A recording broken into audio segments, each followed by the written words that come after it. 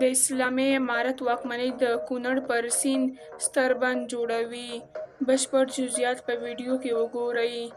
درنو لیدونکو ستړي مه شئ.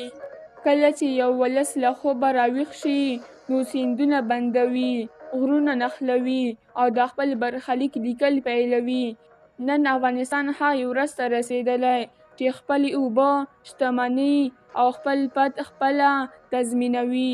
خو دا ګام یوازې اقتصادي نه دی، دا یو سیاسي پیغام هم لري.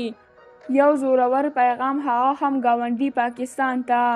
د اسلامي امارت د واکمنۍ چارواکو په رسمي ډول اعلان کړی چې د کونړ پر سیند د یو ستر بند جوړولو کار پیلوي.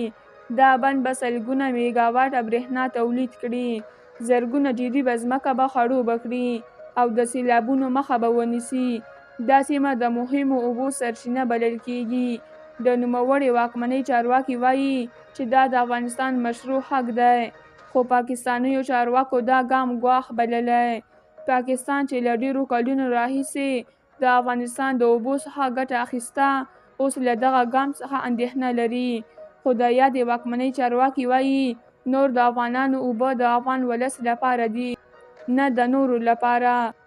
د دغې واکمنۍ د ټولنیزو رسنیو یو مبلغ پر خپل ایکس لیکلي د اوبو او برېښنا چارسنبالي وزیر ویلي د لومړنیو څېړنو له مخې د کونړ پر سیند د بند جوړولو ته شاوخوا 2 میلیارده ډالرو ته اړتیا ده، چې د پیدا کېدو په ترڅ کې به یې په سبا د یاد بند کار پیل کړي. جنرال موبین ډېره کړې ولس د هر ډول همکارۍ او قربانۍ ته چمتو دی. د کونړ پر سیند بند جوړول یوازې یوه انجینري پروژه نه ده، بلکې دا د افغانستان سیاسي،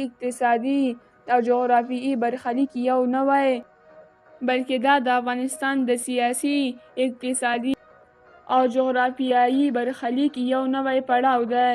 دا بند یو پیغام دی چې نور به افغان اوبه د افغان ټاټوبي د ودانولو لپاره کارېږي، نه د ګاونډیانو د فشار وسیلې په توګه. تاسو هم چمتو یئ چې د کونړ پر سیند بند جوړولو ته پیسې ورکوئ؟ درنو لیدونکو له ملتیا مو مننه.